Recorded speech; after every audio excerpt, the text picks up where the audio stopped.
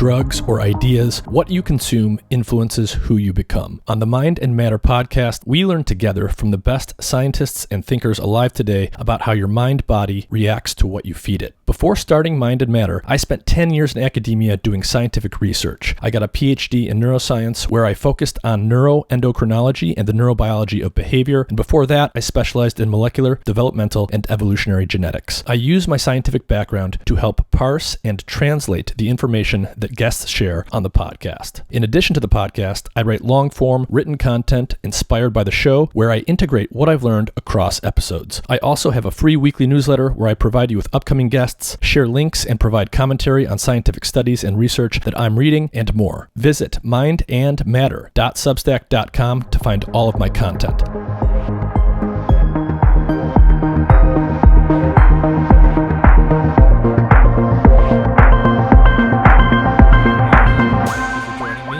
In person. No one's going to be able to see this because we're only doing audio, but I'm here at the Institute of Systems Biology with Dr. Hood. Can you just take a minute to tell everyone a little bit about who you are and where we're at right now? I'm a scientist that has had now a 60-year career in science and really got started at Caltech in 1970 when I was a young assistant professor and deciding that my big problem that I wanted to attack in the future was human complexity. And in thinking about it in the 1970s, there were two issues to begin with that were really challenging. One was the issue of we didn't have the technologies to generate a lot of data. Mm-hmm. And a lot of data are really key to be able to dealing with complexity. And number two, if we generated all that data, we didn't have very good ways of thinking about how it could be used to decipher complexity. So my lab initially focused on molecular immunology, which was studying in the ultimate complexity in human biology. And it started developing technologies. And over the next 20 years, we developed 6 instruments that let us manipulate and synthesize and sequence proteins and genes. And one of these was the automated DNA sequencer. So from bringing engineering to biology, which we did in that first 20-year period, to actually getting involved in the Human Genome Project because of the first human automated DNA sequencer was a second paradigm change that was really I embraced fully. Mm-hmm. And I was a part of a committee in '85 that looked into the whole question of whether we should do the genome or not. And we ended up being split 6-6 on that question, where the 6 opposed to it were opposed because it was big science and would take the money away from small science and so forth. But in the end, it started in 1990 and, of course, was finished in 2003. And it gave us a framework, a really important framework for beginning to think about the source code of complexity in human organisms. Mm-hmm. And the next thing that happened is I really started thinking about how to deal effectively with the complexity of the data we were starting to generate. And that led to thinking about systems biology and about generating new technologies even more effectively, not by having a big lab that had all of the diversity of science you needed to generate technologies, but by creating a department to do so. And Caltech biology was absolutely against creating a new biology department. So Bill Gates made it possible in 1992 to me to move to the University of Washington and set up such a department. And it was really spectacularly successful. But in the end, I decided I wasn't moving systems biology and systems thinking fast enough. So in 2000, I created the Institute for Systems Biology with 2 other really terrific co-founders. And that really pioneered global holistic thinking about biology and about disease. And in the early 2000s, applying systems thinking to healthcare made me realize, one, that there was going to be a discipline of systems medicine, and two, to think about what would be an ideal type of healthcare. And I decided at that time it should be P for predictive, preventive, personalized, and participatory. We can talk later about what each of those mean. So if I step back for a sec, you've had a long career, and basically, so you've been a part of the evolution of biology in terms of how it's conducted. So if we go back to the Human Genome Project, so I'm just a little boy at this time. So this is before my time in science. That was a big deal. It took many years to get that first human genome done, just one. Whereas today, you can give me my genome sequence, and I don't know, probably by the end of the day at some tiny fraction of the cost. And so you were a big part of building some of the technologies that enabled all of this stuff to happen more rapidly and more cheaply. And a natural consequence of that technological progress is larger and more complex data sets. And we're at the Institute of Systems Biology. What is systems biology in terms of its relationship to these bigger, larger data sets that depend on these technological innovations? And I guess another way of saying that in simpler terms is, what is systems biology, and what, as opposed to like simpler or older forms of biology, how do those things differ exactly? So I think the analogy is the analogy of a car. If you wanted to take a systems approach to understanding how a car worked, one, you would take the car apart and you'd get each of the individual parts. Two, you'd try to understand what that part did and what it was and how it was described. And then three, you'd have to understand how the parts were all connected together to build a coherent object. And then four, you'd need to understand the dynamics of how those parts could actually move the car and make predictions about what you could do with it. And the same is true in biology. If you want to understand Alzheimer's, we have to be able to understand a great deal about the complexity of the brain. But more than that, we have to understand the fundamental parts that deal with cognition, how they're interrelated, and what happens to them during the disease process, and raise questions about how we can prevent what actually happens, which is the destruction of neurons and the loss of the interactions that lead successively to the inability to speak and communicate and eventually even to think. Mm-hmm, mm-hmm. And so what are some of the things you guys are working on today here in terms of systems biology projects, just broadly speaking? Well, the biggest projects we're working on now really started in 2013 and 14, where we took 108 individuals and we decided to analyze their genomes and their phenomes longitudinally, taking multiple samples of blood and so forth. So genome is all the genes they have, phenome is all the proteins? So the genome is basically the whole source code of DNA. Yeah. It's the sequence of the entire 23 pairs of human chromosomes and everything that encode the 20,000 or so genes, which are the molecular machines that actually execute many of the biological functions and so forth.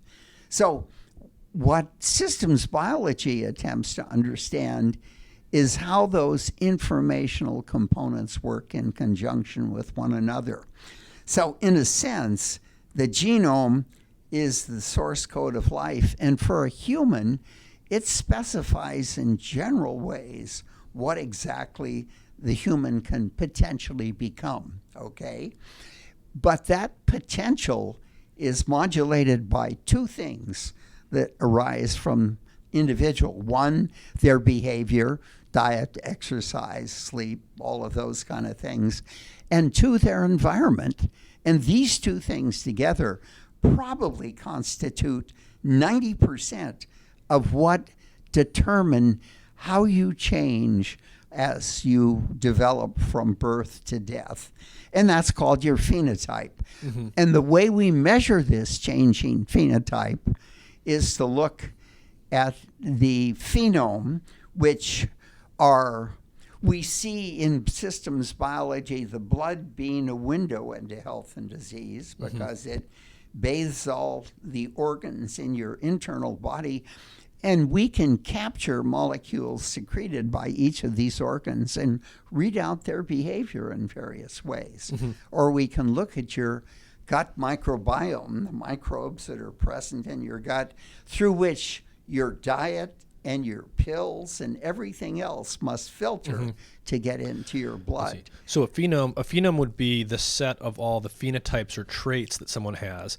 And for any given trait, that's going to be a function of a combination of your genotype, what's in your genome, and how that is being allowed or enabled to be expressed through environmental and behavioral interactions. So for example, if we measured, say, blood cholesterol in you or me, we would get some number for LDL. Our genetics have something to do with that, but also our diet and our sleep patterns and our life history are interacting with what's in our genome, and that's what gives us the phenotype that we would measure at any given time point in our life. That's exactly right. So the phenome is essentially any feature in a human organism that changes over time.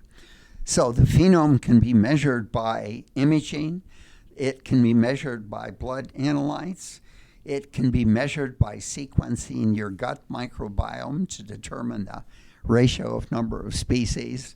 And it can be determined by wearing wearables like Fitbits and Oura Rings that essentially measure your normal physiology, your exercise and sleep and so forth.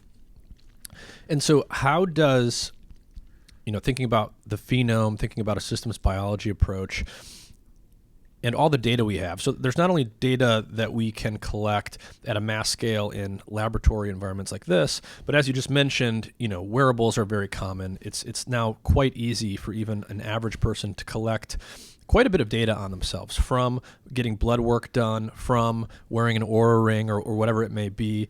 No connection to Oura Ring, by the way. We're just chatting off the cuff. Yeah. All of these things are giving us data. We're getting measurements of our phenome. How does sort of the systems biology approach and how we think about using this data, how does that start to get us thinking about medicine from the standpoint of prevention rather than diagnosing and fixing things after they go wrong? Yeah. So the basic idea with this data-driven approach, where you have the genome and phenome measurements of individuals, is basically, one, we can look at the genome by itself and find that there are of the order of 8 different classifications of actionable possibilities where variants can lead to, if you have a particular kind of variant, you know exactly what to do to cure the ill it will cause. Okay? And these fall into a whole series of categories. There are 81 variants that have been designated by the American College of Medical Genetics that are actionable. And an example of this is there's a variant called malignant hypothermia. And this is a variant where if you take the wrong kind of anesthetic during a surgery, it can absolutely destroy your thermal control mechanism, and you heat irreversibly and it kills you. And so that's a very dramatic. If you have that gene, we know now which anesthetics you need to stay around. But knowing that you have it is key, or it'll kill you. So that's one category. There's a second category of variants that make it impossible for you to use certain drugs. And if your physician knows you have those variants, he can call for other drugs that will avoid that. And there's a third category of genes that are called polygenic features that are a collection of genes that give you a genetic risk for a variety of diseases and normal types of physiology. So, for example, there is a polygenic score, say for Alzheimer's, that says you have a very elevated risk if you have all of these variants, each of which contribute a very little piece to that whole score.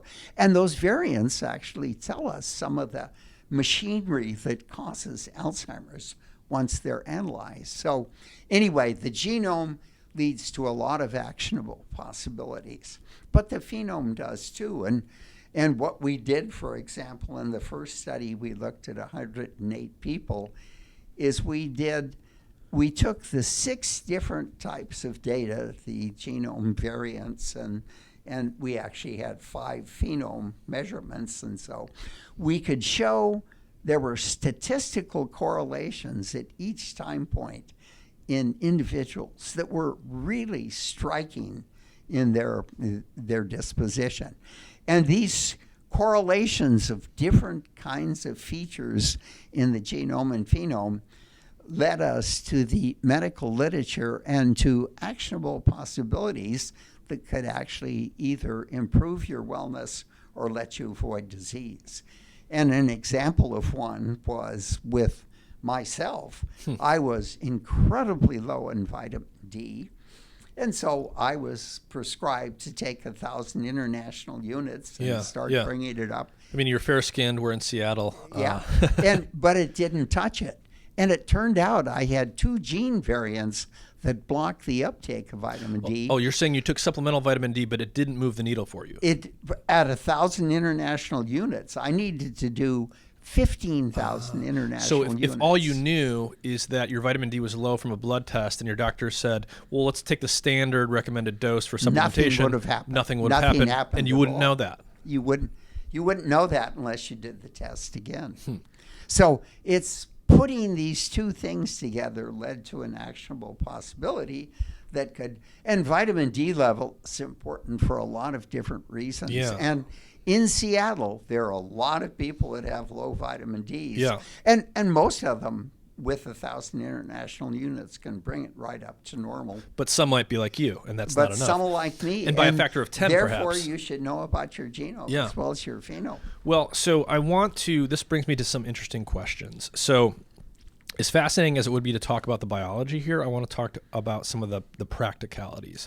So, you just mentioned a few things. So the hope here is I can get my genome sequenced, I can have phenome type data, I can have wearables, I can have all of this stuff, I can collect all of this data, but how do I get to actionable insights from that? Well, in theory, right, all of this stuff could be plugged into some master database, and then I could bring it to my doctor, and they could simply tell me what to do. So let's just, if I'm assuming I'm the average person, I don't have a PhD in biology, I don't know how to interpret all of this data myself, I need someone to do that for me. Ideally, that's going to be a physician that I see face to face.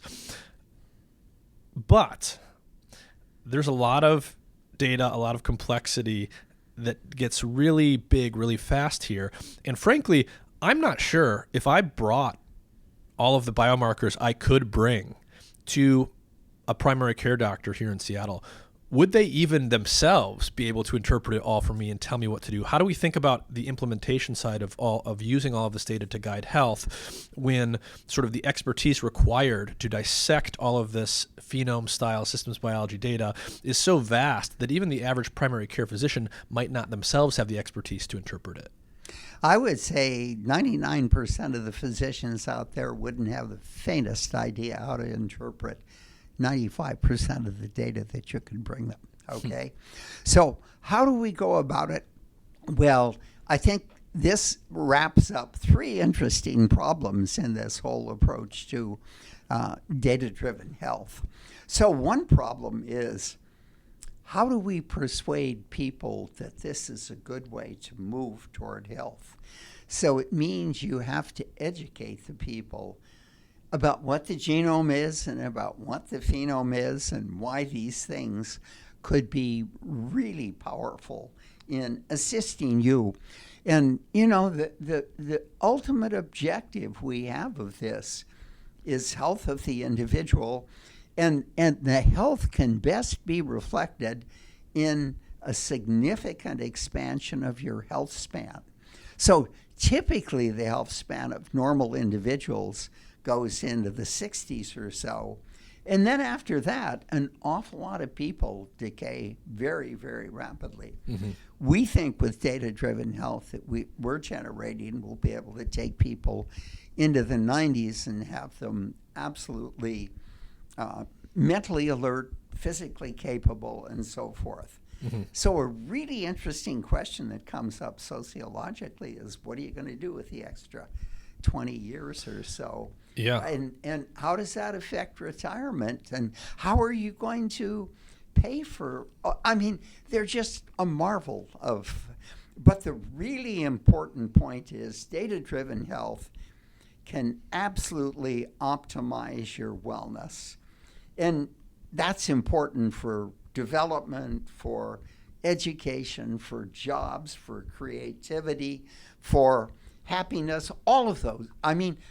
Health underlies all of those in a fundamental way, and it transforms individuals, and it can transform citizens in a country in the same way, because you have a lot of creative people that can go on and find. So health is really good.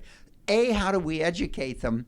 And B, once we've educated them, what we did with a company called Aerovale, which was a scientific wellness company that used these techniques, was we had coaches. And a good coach could easily handle 500 patients or so. We ended up over a 4-year period recruiting about 5,000 people or so.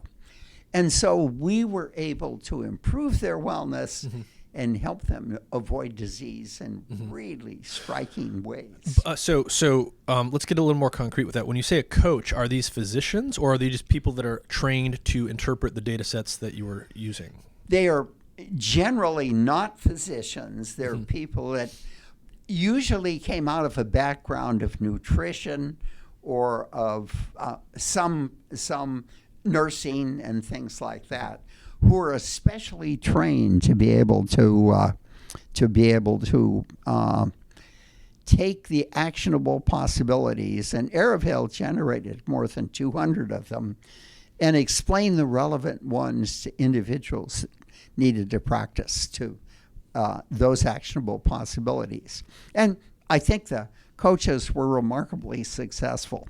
But we think in the future, this is going to get into the millions and tens and hundreds of millions of people. And if you need a coach for every 1,000 individuals, coaches don't scale. So what we're beginning to study now is we've created a chatbot that has the ability. For example, we took a chatbot and had them, read the book I wrote on the age of scientific wellness in all its detail. That's your book. That's my book, and with Nathan Price. And then we had the chatbot look at all the lectures I had on out in the literature and everything like that. And so now this chatbot can answer any questions on data-driven health. At any level you want to ask the question, appropriate for a patient, appropriate for a physician, or appropriate for a data scientist.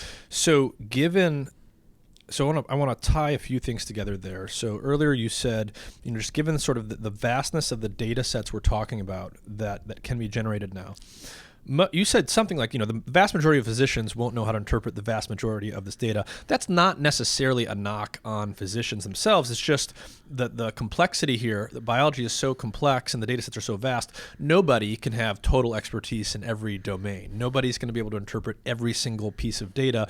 It's just not possible for a single human being to do that. But one thing that was implicit in what you just said is, we're developing AI systems now that can read the entire internet basically in a day, and they can be trained on different text sets of text to different levels of expertise. A lot of this stuff can be baked into chatbots.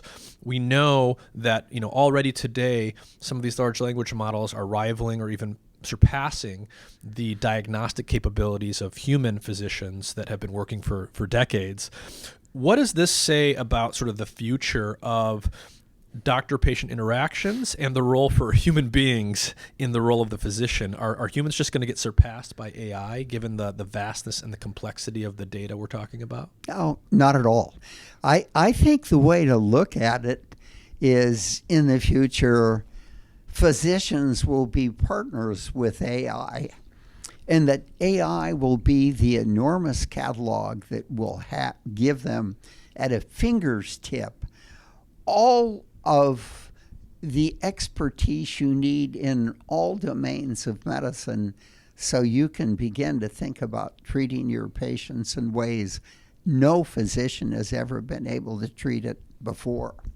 So the physician is the grand integrator, and the chatbot or large language model transformer essentially supplies information, in the context of the actionable possibilities for a given patient in the context of their genome and their phenome at that time, and B, then provides the evidence that those actionable possibilities are medically valid, because physicians quite rightly want to be assured that they're reaching valid conclusions for their patients and everything.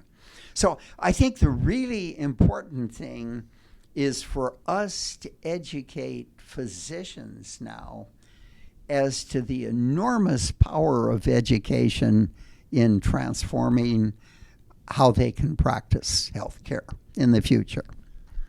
Another thing I want to ask you about that I think is really interesting, and it's an interesting problem here. So I want to ask about the quality of the scientific literature, the protocols and the selection of literature we use in the training process of these AI models in order to ensure that they are, that they're giving us good, robust, valid information that is actionable and is correct. So the challenge here is kind of interesting, because you might think, okay, if I train a large language model on all of the peer-reviewed work, all the peer-reviewed scientific publications in a given domain, it's now going to be like the super expert scientist in this field, and it's going to give me the best, most robust results. But of course, as you know, just because something is published in a peer-reviewed journal doesn't mean it's good science. There's a lot of junk out there due to either sloppiness of work, sometimes even fraud. There's been a lot of big controversies lately out there. And just to give one example of how this could quickly get really messy, so a field that I follow closely includes the work of John Speakman, who's a scientist who studies metabolism and diet. He just came out with a paper that basically quantified something that many of us have known already for years, which is that there's an entire field of study that's often called nutrition epidemiology, and it's based on these food frequency questionnaires where they just ask people to remember what they ate, in the past few days or weeks or months or even years. And all of the results are based on that data. And the data is basically garbage. You can argue about exactly how garbage it is, but these are not precise measurements. And basically it was just quantified how off a lot of these data sets are. But if I was a large language model guy, I could say, well, I want to create an AI doctor or AI nutritionist. I'm going to give it all of the nutrition epidemiology literature, peer-reviewed papers published by scientists at Harvard and Stanford and all of these big-name places with brand-name journals behind them. And yet, that training data would be largely bogus and give a lot of bad results. I'm just using that as an example. How do you think about how we train the AI systems on the literature, given that we can't just give it all of the literature because there's so much, there's a huge mixture of really good, really bad, and really mediocre science out there? No. I think you have to be able to give them all literature and then give them the power to discriminate between good and bad science. And the power to do that is going to come from what are called knowledge graphs.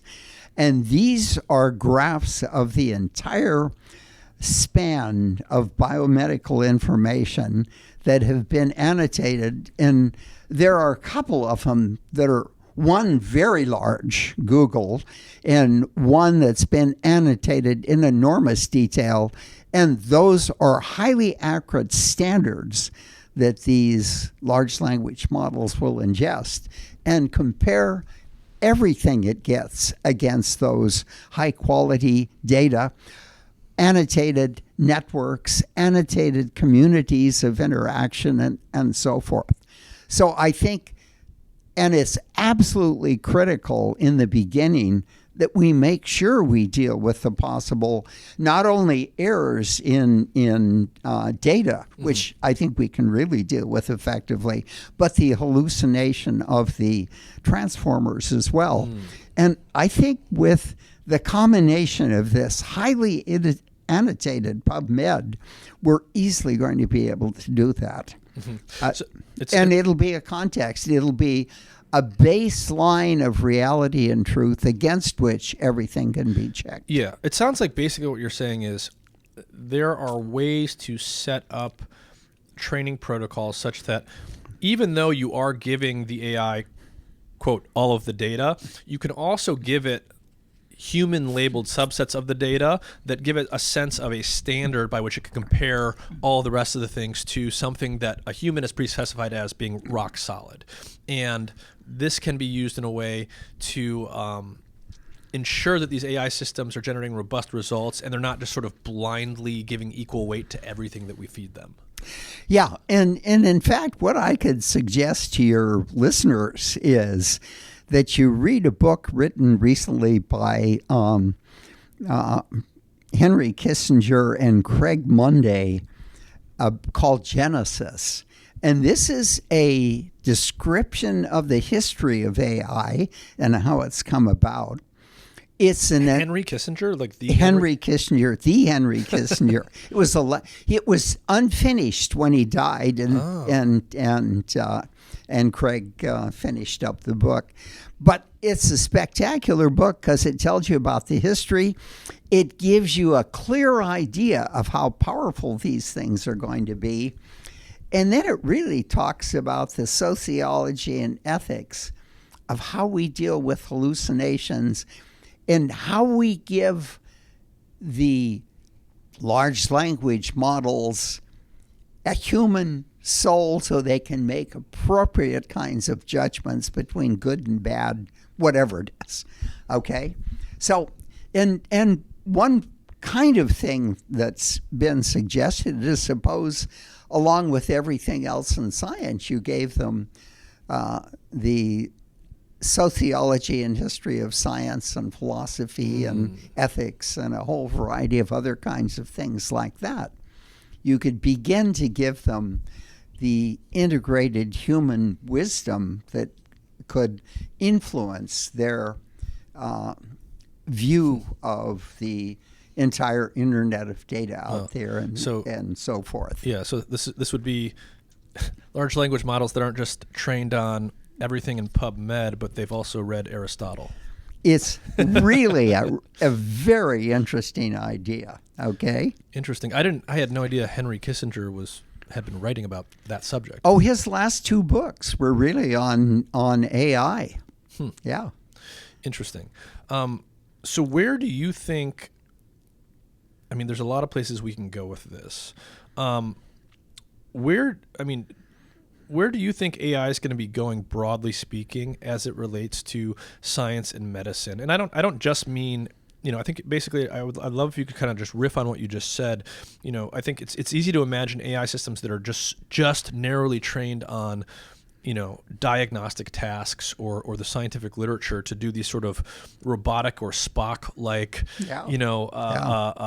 impersonal, dispassionate analyses and diagnostic tasks for humans. But what you're getting at is, we're probably going to see AIs that are not just trained to have scientific or medical expertise, but they are also trained in ways that give them what we might call a kind of human wisdom. And where do you see that going? Well, I think they'll be trained in ways that have very deep knowledge. And I think one, the prediction is within a few years, we'll have large language models that far exceed the capacity of expert scientists to be able to deal with the scientific facts of their information. And probably both Microsoft, OpenAI, and Google now are generating the next generation of transformers. And I think even those people have no idea of just where they're going and what they're going to be able to do, except that they're going to far exceed the previous generation whose capacities we know at least a little bit about. So I think the potential for the future is very great in amassing knowledge and being able to gain new insights. But it also requires a careful formulation to keep it, in a sense, under control. And under control is defined very differently by different kinds of people and so forth. And that's what I think the book Genesis tried to get at, how we could give large language models a sense of responsibility with regard to our ethics and sociology. And there's sort of lots of different views on how the whole AI thing could play out, generally speaking. You might even say there's new ideologies or potentially even new religions forming in this realm. So one of the more optimistic views is basically that, well, we're about to hit what some people call the singularity. AI is going to sort of integrate. There's going to be human-machine interfaces. We're basically going to integrate with artificial general intelligence. And effectively, we will all, or at least some of us, become totally immortalized and escape the limitations of human biology that humanity has historically been limited by. The more pessimistic view is that, we're basically going to just create an AI that gets rid of humanity because it decides that's what's best to do. Where in that spectrum of optimism to pessimism do you sit, and what do you think sort of the future of human mortality is going to look like? Well, I think the responsibility we have as humans is to be able to educate these intelligences so they're in sync with our values and our philosophy and our way of looking at things. I mean, I think there are still interesting issues. It's one thing to have infinite knowledge and to be able to connect it all. Does that give you the ability to creatively jump a gap that has never been jumped before and make new fundamental realizations about things? Humans clearly have done that repeatedly out in the context of their scientific development. And I think this is, whether these intelligences will be able to do that, I think is an open question. But the most important part is we have to educate them in a proper way that is consistent with a partnership that is acceptable to us. That, I think, is very important. And we don't know exactly what that implies at this point in time. Yeah, and I guess that's a big open question. That's also the scary thing. We're sort of, absolutely. If I sort of reflect what you say back to you and interpret it a little bit, on the one hand, two things are true simultaneously. We would probably all agree in some way, shape, or form that these things need to be trained in a very mindful fashion so that there's, what people call AI alignment, that the AI is going to stay aligned with humanity. Two problems there that immediately emerge. One, we don't actually know how to achieve that alignment. We're just, we're flying by the seat of our pants. We're just sort of hoping we achieve it, but no one, I don't think, really knows how to ensure that happens. And two is that when we say that we want the AI aligned with us, an implicit assumption there that I think is worth exploring is, who are we referring to when we say us? Because, we're all humans. Everyone shares one common humanity in the sense that we all belong to the same species. But, the entire history of humanity is a story of factions of humans competing against one another. And And so, the question of how the AI is trained and who it is trained by is very important, because I don't think any one group knows exactly how this is going to play out. But also, if history is a guide at all, there's certainly no guarantee that whoever is at the helm of training these things is going to have all of humanity in mind rather than just a subset. So I agree with everything you said there, basically. I think the most fundamental belief I have is once you let the genie out of the box, you're not going to put the genie back in the box. And so we have to deal with the genie that's out there. And all we can do is hope we deal with it in ways that are responsible according to our own ethics. Mm-hmm. And I admit there'll be very different groups that might have very different kinds of ethics. And that's a given that we have to deal with. Yeah. I mean, I guess, in some sense that is just the naked truth. The genie is out of the bottle, and we're just going to have to deal with it. And different groups are going to have different thoughts, and we're going to just have to wait and see what happens. I think it's like politics today. Yeah. I mean, many people have differing, divergent opinions on what's happened. But I think the really important thing for all of the sides in this political domain are, let's take the most optimistic opportunity. Let's take advantage of what circumstances have given us. Again, the genie's out of the box. We're not going to put it back and change anything. But let's do the best we can, each of us in our own ways, with what we're facing. Mm-hmm. I want to ask you some stuff about aging and longevity, but also just how we think about medicine and healing, broadly speaking. So, sort of underlying all of this is sort of your background in systems biology and all of the stuff that you're doing, and there's many ways we could take this. But, historically, if we just step back and take sort of a bird's eye view, there's been different sort of general approaches to human health and medicine. You might even call it different ideologies of medicine. One of them, and I'm sort of half making this up on the fly, so I'm using my own terminology here. It might conflict with what other people say, but this is me speaking. One view is what we might just call the traditional biomedical drug development view. Is you think of diseases as things that have gone wrong in the body, sort of like the way that you would think about something going wrong in your car. The car is this complex machine.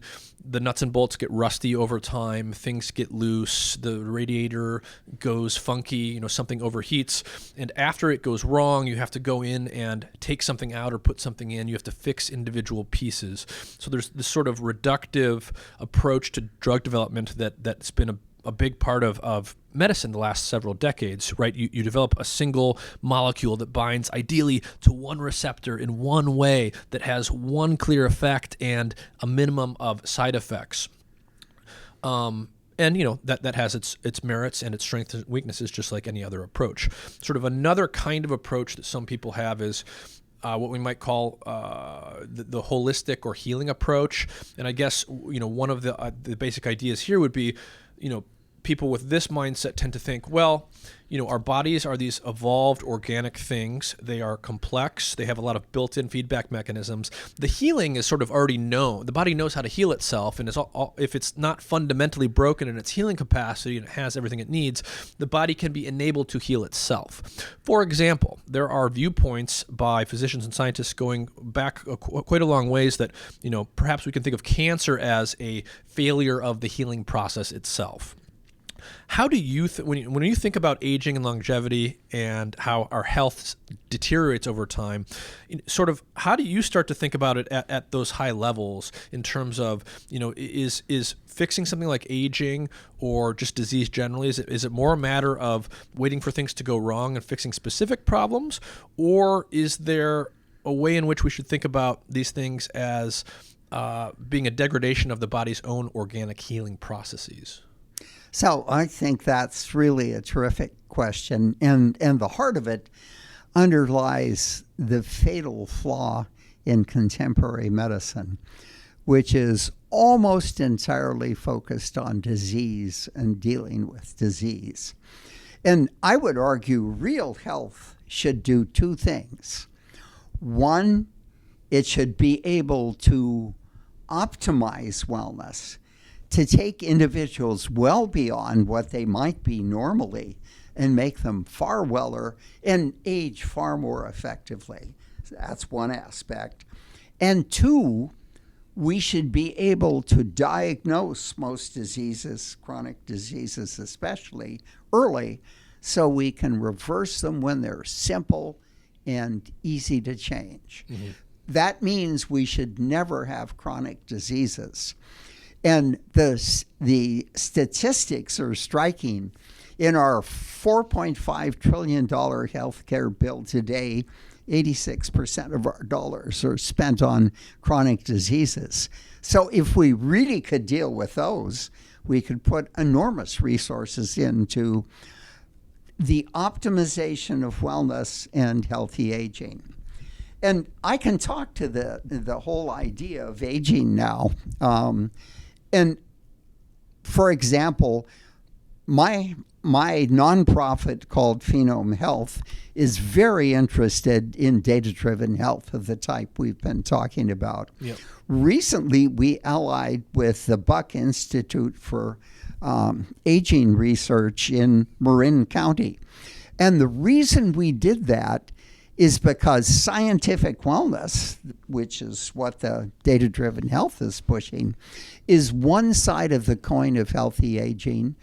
And the other side is what is called geroscience, the ability to look at each of the 12 hallmarks of aging and come to understand how we can use those insights to optimize the aging process.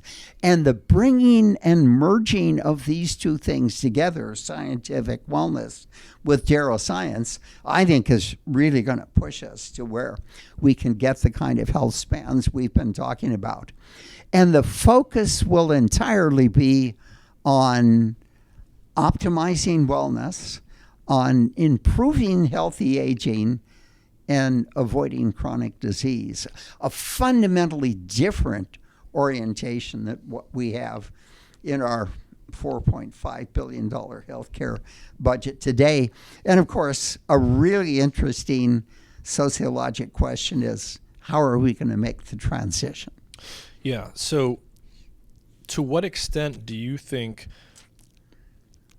combating chronic disease is a matter of developing new drugs, treatments, and interventions versus avoiding the things that cause it and the things that avoiding the things in the environment that are creating it in the first place? So I would say there are three different ways you can get to chronic diseases. One is you can have a fundamental flaw in your genetic material, and they're probably the only way we're going to easily cure it is through drugs. Mm-hmm. Okay, and that would be, and that's so that definitely happens to a minority of people, but it does happen, and because it's an intrinsic thing, that's why you need an intervention of some kind. Right. Yeah, that's right. Okay, what's number two? So number two is you can have defects and lead to chronic disease through your behavior. And diabetes is absolutely the classic example. Yep. Obesity is the classic example. Yep. And to a certain extent, neurodegenerative diseases can be an example. Yeah. And there, what we know is you can have profound impacts on these with changing life habits. And if you had to pick one life habit that I think is really fundamental to healthy aging, it's exercise. I think it dominates in a really striking way. Sleep is important. Diet is important. Stress. Those are all things that we have to be able to deal with. But I think exercise really can trump in major ways a lot of these chronic kinds of issues. And then the third thing is the environment that can give the toxins. And it's known, for example, that black mold in houses where you live in certain people can induce absolutely classic Alzheimer's disease. If you move the people out of those toxic environments, it reverses. Wow. If you do it early enough. If you do it early enough, yeah. If you've lost neurons, then you're beyond. Yeah. But so it's things like that we're going to learn from data-driven health, and we'll be able to prevent all of those different kinds of things. And so going back to the genome again, there are really several different approaches to repairing a genetic defect. And for example, the gene that causes hypercholesterolemia. So one is drugs, and there is a drug that can deal with that very effectively. Not classic statins. You need a much more powerful drug. But a second is if we could actually, in the early embryos, genetically modify those genes to make them normal, and we have the gene engineering techniques to do it, although there's a long ways to go with all the technical details that are complexities arising from that. But in principle, but in the future, we're gonna be able to re-engineer things, so you won't have to worry about that. And I think a third thing is we may be able to generate new and much more effective drugs. And I do want to talk about things like new and more effective drugs or therapies. So, as we briefly mentioned, when we say the word drug today, it's basically taken for granted that we're talking about a small molecule drug which has been specifically developed through the biopharmaceutical protocols that are in our society, and those have been engineered to try and have a lot of specificity. We tend to like to develop drugs that have one or a very small number of targets, right? They bind to one protein only, ideally, and the idea there is we want it to have a very specific narrow effect, and we want to minimize the side effects or any collateral damage that might happen. And that, there's a whole host of challenges and criticisms that can go with that approach. What do you think about sort of the traditional drug development approach as it has existed up until now in the U.S., and what are some of the new avenues being explored in sort of as alternatives to small molecule, high specificity drugs? Okay, well, that is a very interesting question. So in my view, I can tell you one of the most spectacular failures in the pharmaceutical industry is developing drugs against amyloid for Alzheimer's. And over the last 12 years, there have been more than 500 clinical trials, $1 billion plus, and almost all of them have failed by most reasonable kinds of criteria. And the reason they've failed is because amyloid is almost certainly a result of, and not a cause of, to what extent? So what was underlying that? Was that just a hopeful mistake where the drug companies were mistaking a consequence of a disease for a cause of a disease, or was there literature that was incorrectly, for some reason or another, pointing to that as the causal agent? Well, I think clearly there was literature that tried to point to it as a causal agent, but I think it was a lemur-like mentality. It was a simple, easy explanation, and and something you could easily make drugs against. And they made drugs that can remove amyloid.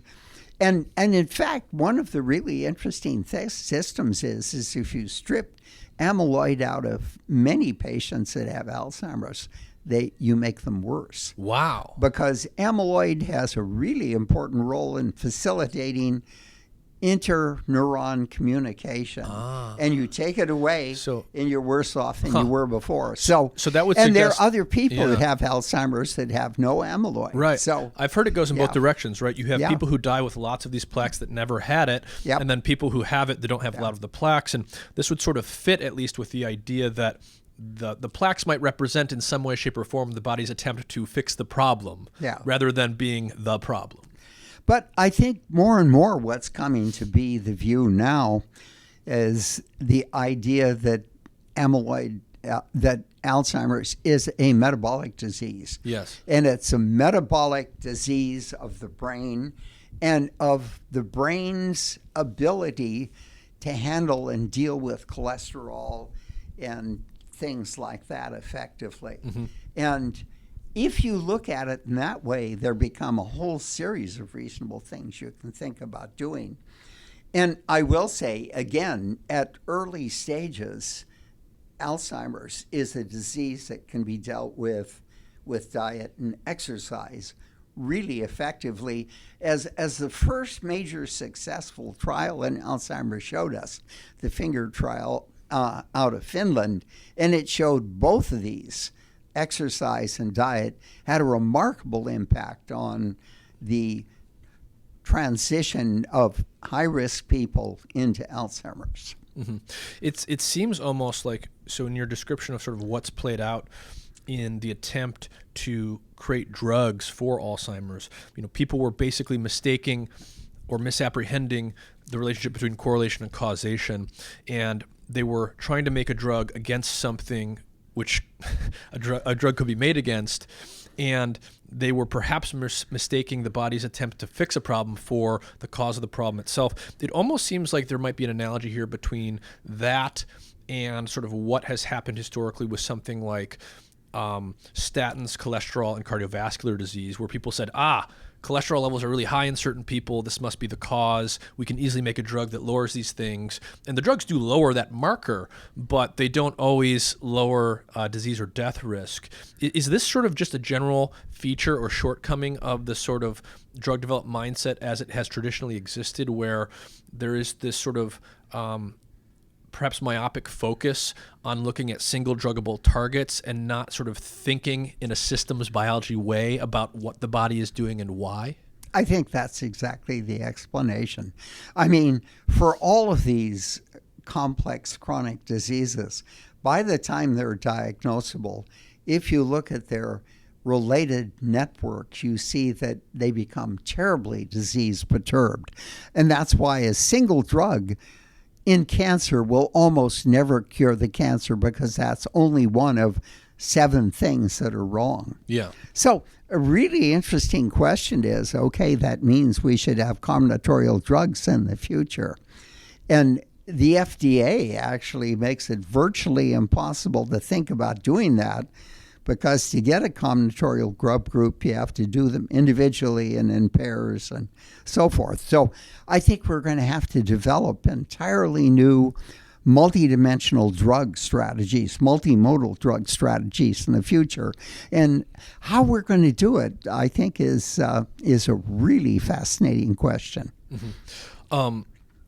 What are some of the emerging therapeutic biological agents that people are working on that are not of the small molecule drug class? I know people talk a lot about peptides, for example. What are some of these alternative approaches to small molecule drugs, and how are they fundamentally similar or different?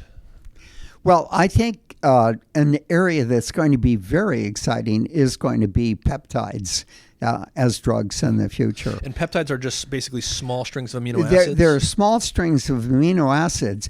And for example, in the field of proteomics, the study of all the proteins in the human body, one of the exciting new areas is we've just in the last few years discovered that there are more than 7,000 small peptide proteins that average perhaps 30 residues in length or so that play very important roles in communication and the translation of certain kinds of information.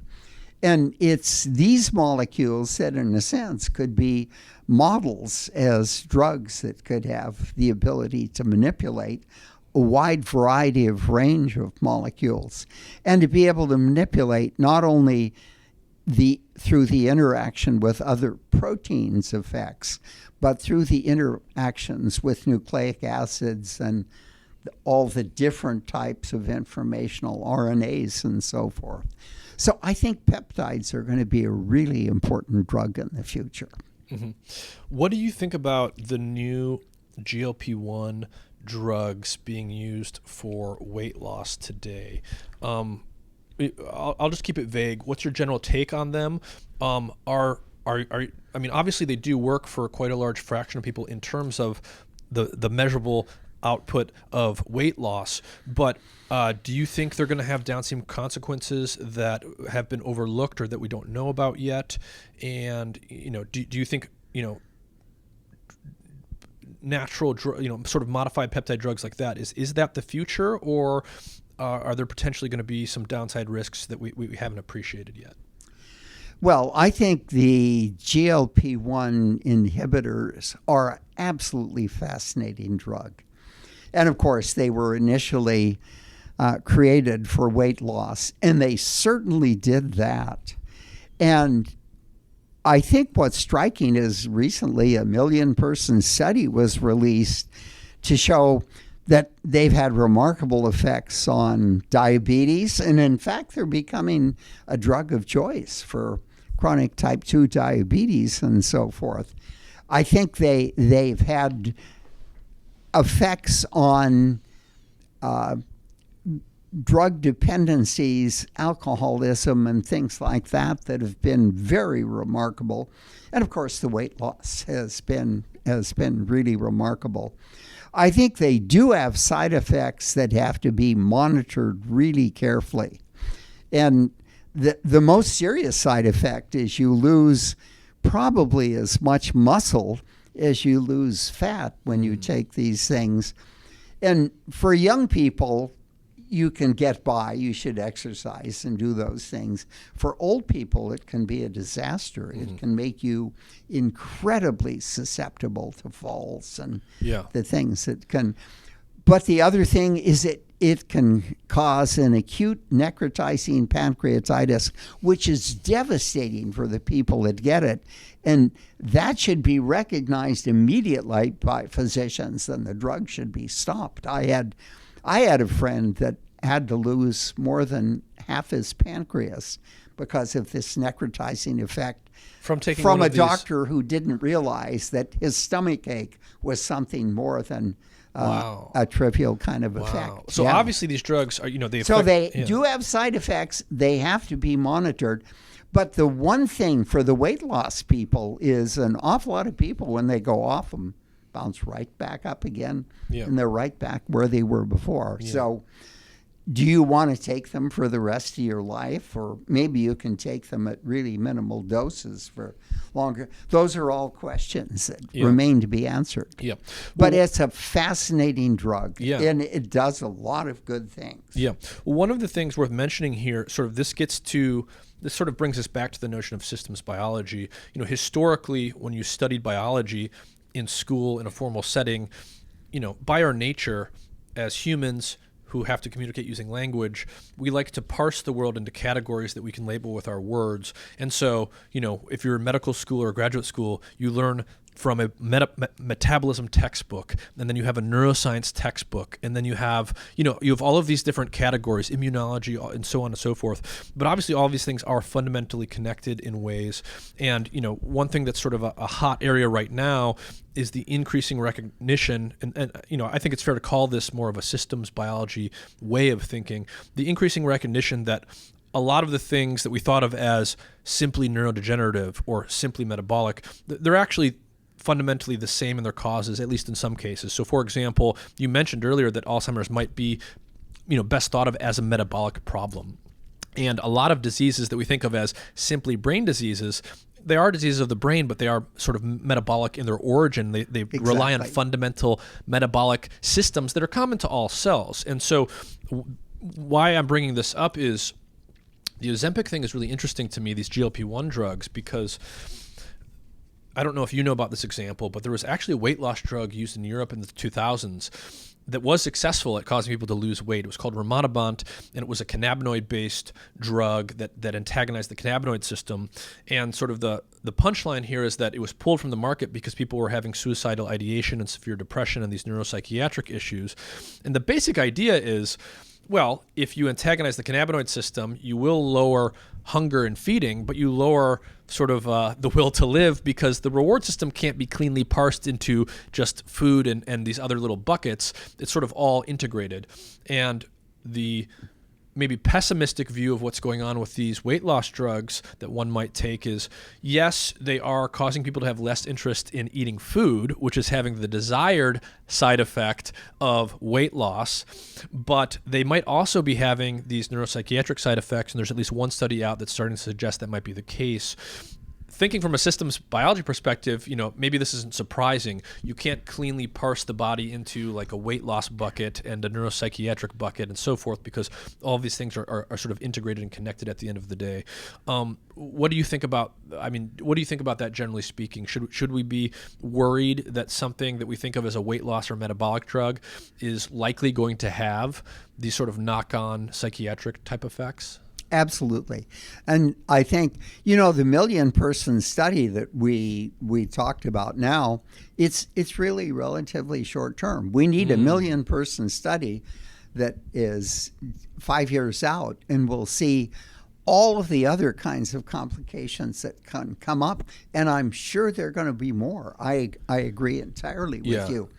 And where this multidisciplinarity being an essential feature of dealing with the disease was expressed really clearly recently is in long COVID. You could have long COVID that attacked virtually any of your major systems. And that meant it wasn't just neurologic, it wasn't just respiratory, it wasn't just GI or cardiovascular, it was all of those. Yeah. So how do we get medicines? How do we get medical systems that have these integrated kinds of care? I think that's absolutely a critical kind of question. And again, going back to our earlier conversation on AI giving physicians the broad spectrum to be able to deal with the entire domain of medicine is really an exciting idea with regard to the requirement for multidisciplinarity. Yeah. What are you guys doing at Phenome Health today? What are you working on? Is this purely a research organization? Are you building any like consumer-facing technologies or products that people can use? So our purpose is really 3 or 4-fold. One, to generate the data we need that's going to give us compelling evidence for the power of this approach. Number 2, it's to be able to take those data and analyze them in deep and effective ways, and that includes using the tools of AI as well as statistics and classic data analysis. And then 3 is to generate partners that we can transfer this knowledge to, who have the patients that will be able to transfer this data-driven approach to in a really effective manner. In fact, I've just been talking with a series of longevity clinical centers in places throughout the world, Singapore, Switzerland, and so forth. And they're very interested in taking on these kinds of opportunities. And then 3, we're developing the new technologies, both AI and measurement technologies, that can let us look in whole new areas of data space for new kinds of information on the phenome to give yet more rounded views of a lot of the topics we'd like to analyze. Mm-hmm. What do you think about some of the new, I guess you could call these sort of systems biology inspired products out there that people can use to get information about their phenome? So for example, I just talked to a scientist from a company called Phenome, and basically you can send in saliva, blood, and or stool samples, and they measure, they do transcriptomics of the microbiome. So they don't just measure which microbes are present or absent, but they're measuring gene expression levels. of all of those microbes, and this sort of gives you information that, the basic product is they do that and they tell you sort of nutrients or foods that you want to avoid completely, eat some of, or eat more of. And the idea is that you can use this type of data to achieve a precision nutrition, to achieve precision in which nutrients and or foods you as an individual should be eating. Are these things that you're excited about? Do you think these products are at a place where they really will work and tell people something useful today? So I would say, one, the microbiome in its study is going to be an incredibly important part of health.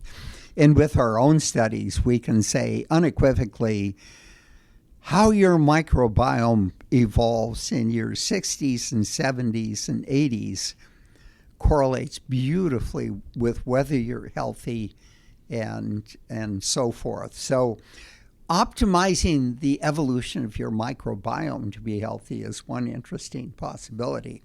Number two, we've shown that a statin has two different effects. We have one, lowering LDL, which is a good effect, and two, it increases the incidence of type 2 diabetes, which is a bad effect. And we've been able to show beautifully in looking at the gut microbiome that there are different types of bacteria there that can facilitate or inhibit either one of those two kinds of effects. So the whole point is drugs are filtered through your microbiome, and we have to be able to understand for all drugs in the future what effect that's going to have.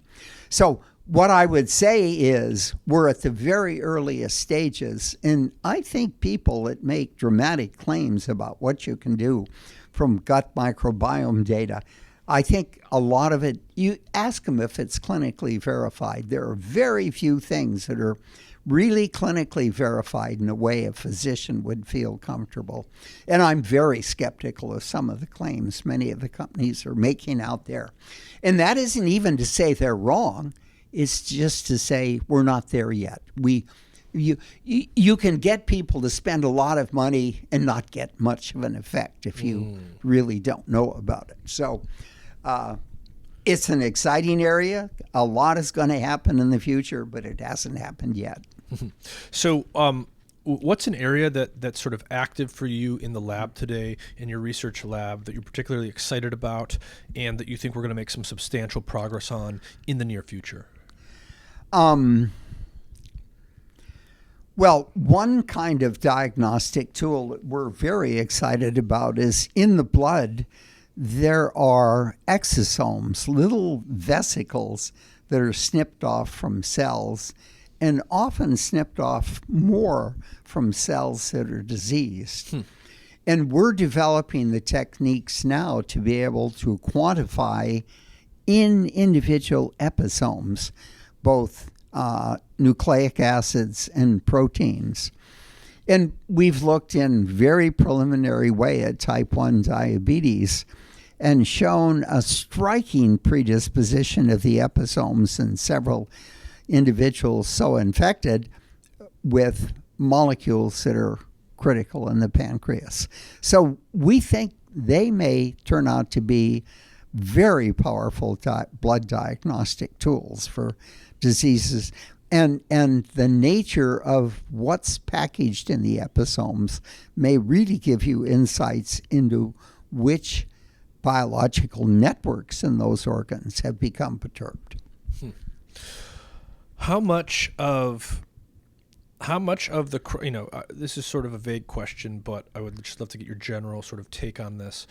How much of the chronic disease burden today do you think, roughly speaking, could be addressed by simply removing toxic stuff from the environment?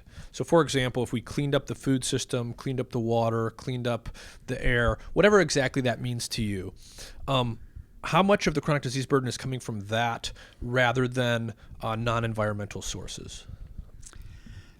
That's a really excellent question that we don't know the answer to at this point in time.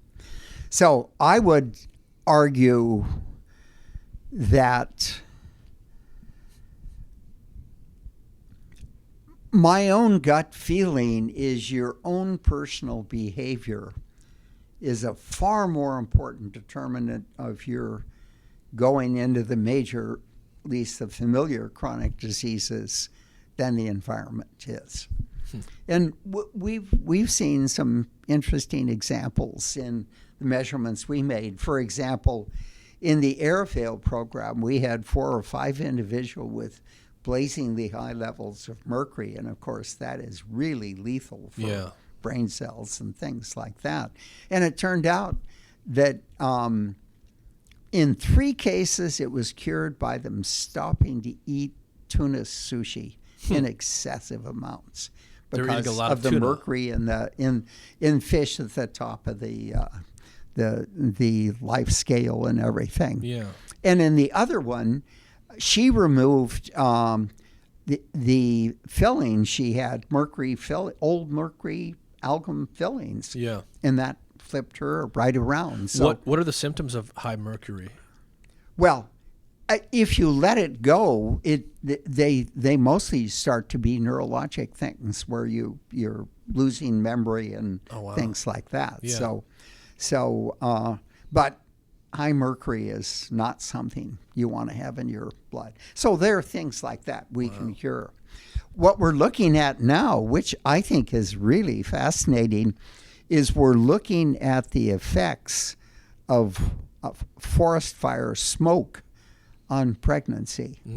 And there are really striking effects both on the mother and on the fetus with regard to high exposure to smoke.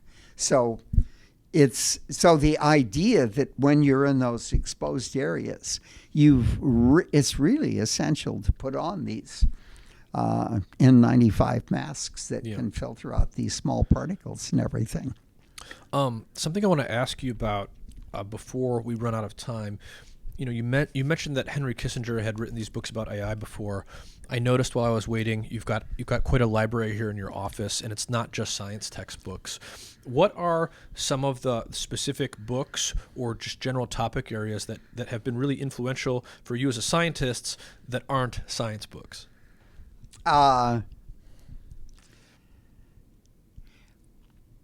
Well, I would say a really fascinating book was The 100-Year Life. And this was written by an economist and a sociologist about what would be the impact on society if we all lived effectively out to 100 years. And it discussed education. It discussed the fact that you'd probably have to learn to have repeated new jobs because your jobs many people's jobs would. It talked about what retirement meant. It talked about a really important aspect was, how are you going to live in your 90s? And all these, and the implication was that you would almost certainly want to be engaged in creative things through much of this life. The idea of you could quit would certainly lead to complications. And of course, the implications of healthcare and so forth were just barely mentioned in there, which I thought was very interesting. But the book is absolutely a fascinating read. The Invention of Nature by Andrea Wolf is one of the best books I've ever read. And it's a story of von Humboldt and his interactions with Goethe, where Goethe said to him, the key to science is thinking big. And he was really the first systems biologist ever, because he did absolutely remarkable kinds of things in every way. And just seeing how a single intellect could transform the world of science.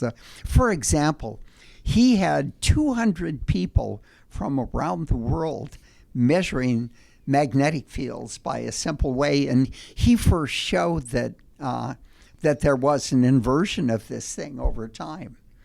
He was the first that recognized. Or you're talking about the inversion of the magnetic poles of the Earth that happens? Exactly, Yeah. He was the first one that measured how the alpine vegetation changed as the elevation went and how stratified it was. He was the first that actually saw the match of South America and Africa and said the things that probably, he just made, and he was absolutely responsible for convincing Jefferson to buy the Louisiana Purchase, which transformed the U.S. Wow. Here's a guy that, is just a remarkable individual.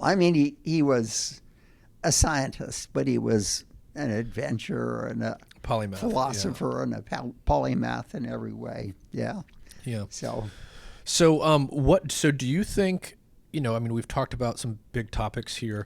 You've had a very long career, but you're still clearly coming into work every day. Do you think that you're just going to continue working for as long as you possibly can? And what does that word work even mean to you? Do you think of it as work? I don't really think of it as work. It's a passion I've had to kind of decipher complexity. And with Phenome Health, I want to be around when we see this revolution in healthcare that moves from the focus on disease to wellness and prevention. And that's going to be within the next 10 to 15 years. And I'd like to be here and see it all happen and everything. Do you have any thoughts so in my view, there's this sort of phenomenon playing out right now that has to do with technology and access to data, where for all of my life, really up until very recently, and for the way that things have been done for many decades, in order to become a doctor, in order to become a scientist, in order to become basically a member of productive society, you had to obtain credentials through these institutions, right? You have to go to college and get a degree, then you have to get your PhD, or you have to go to medical school or what have you. And the reason you need to do that is because the knowledge required for those types of professions, it requires you to be tutored and to learn directly from experts that have, acquired the right type of knowledge. But of course, we're in this new sort of situation now with AI and the internet where you don't need to, say, go to Harvard to get a Harvard education. You can really learn all of the same things that you would get in the classroom at any of these prestigious institutions right online for free to a large extent. How do you see sort of the future of education and the credentialing system interfacing with, who can and who cannot, or who will become, say, engineers, physicians, scientists? Do we need to be, is it going to be necessary to actually have formal credentials, or can people just acquire this knowledge for free and sort of the proof will be in the pudding in terms of what they can display, in terms of what they can build and what they know? So I think the answer is probably both. But what I will say personally, what was most valuable in my education at all levels were individuals that influenced me in personal conversation and for example, changed the nature of my future horizons and what I wanted to do and what I thought I could do. In high school, I went to a very small high school in Shelby, Montana. 46 in my graduating class, but I had 4 of the best teachers I ever had. And, one said, the most important thing you can learn in high school is to speak and think. And he was my debate teacher, and he was absolutely right in so many different ways. I think debate was maybe the most valuable single thing I did. But there was another who'd gone to Caltech as a meteorologist in the Navy who decided he'd send to Caltech smart people. And he had to talk for a year to persuade me to go because I looked at the requirements and we had no calculus, yet I had to take advanced math. He said, "You'll do, don't worry about it." and I ended up going to Caltech and that. So I think hands-on with people is a critical, important part of the education, and you're never going to get that through Zoom. Yeah. And you can learn facts, but you can't synthesize and integrate the same way you can with deep conversations with really profound people. And at Caltech and at Johns Hopkins, where I went to medical school, I had really terrific mentors that just changed how I thought about so many things in important ways. And their courses I could have learned by Zoom. I do agree with that. But the insights and the passion and the commitment and the stretching the horizons, those are different things. Mm-hmm. Yeah, it's sort of interesting to think about this. So you're talking about the influence that individuals had on you, and you interface with them, in person. You just can't get that type of experience through your laptop at home. What's interesting to think about there is, I would say I have a similar view. Individuals influenced me, individual mentors and professors and teachers that I had. And, even though the credentials I have, the degrees from the brand name universities that I have, or what are pointed to and what people recognize, I'm much more...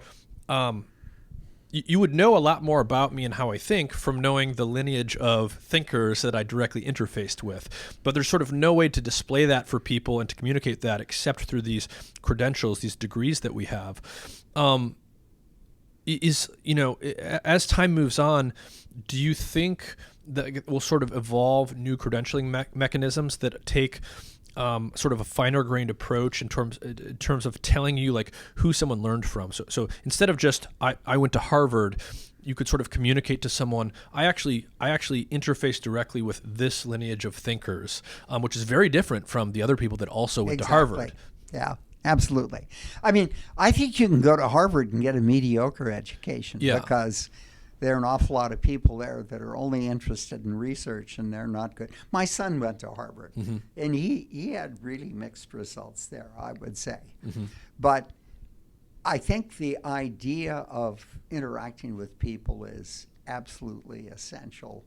And I mean, it's the debate on, everybody was home during COVID, and getting them to come back is not simple. And it's even with the crew with Phenome Health. We have people in different cities and everything, and that has advantages because you can get enormous talent that you might not be able to get here, but they're not, we don't sit and brainstorm the way those of us in Seattle are here. Yeah. So I think hands-on touching is really critical to the evolution of people's thinking. And the evolution of thinking is different than knowledge. Yes. It's how you use that knowledge that's so important. Yes. And your sort of capacity for change and the way in which you change. Exactly. Yeah. Interesting. We've covered a lot of ground, Lee. Is there anything that you want to reiterate that we've spoken about, or any final thoughts you want to leave people with to do with systems biology or sort of the future of medicine and biology broadly speaking? I would just say that biology and medicine are in the most exciting state ever in my entire career. And I really look forward to the next 10 or 20 years at seeing revolutions that we can't even begin to imagine, part due to AI, but part due to fundamental changes in society and their attitudes toward health. All right. Well, Professor Lee Hood, thank you very much for your time, and thank you for inviting me here.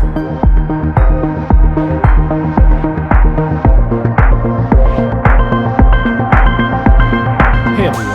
I want to take just a minute to tell you about a really cool health monitoring device I've been using called Lumen. It's a handheld, pocket-sized device with a sleek design. The Lumen device measures CO2 levels in your breath, which allows their technology to determine the extent to which your body is burning fats versus carbohydrates. Lumen helps improve your metabolic flexibility, your body's efficiency in shifting between using fats and carbs for energy. I use this device in the morning, or before bed, or after meals, or after workouts to track my metabolism. metabolism. With just a couple weeks of use, I learned a lot about which foods were causing my body to burn mostly fat, mostly carbs, or both, as well as how long I needed to fast and how hard I needed to exercise to promote fat burning. Being able to track whether your body is burning fat versus carbs will help you figure out how your body responds to your lifestyle and whether or not your weight loss and fitness strategies are actually working. Lumen is great for anyone looking to optimize their health for either weight loss or athletic performance. Their easy-to-use app allows you to track your results together with what you're eating and how you're exercising, and it syncs with other devices like the Apple Watch. Click the link in the episode description to learn more and use the code MINDMATTER, MINDMATTER, to get 10% off your Lumen device today. That's on top of the site-wide sale they are currently running, and the Lumen device is eligible to be paid for with FSA and HSA health accounts. Check out the link in the episode description for more info.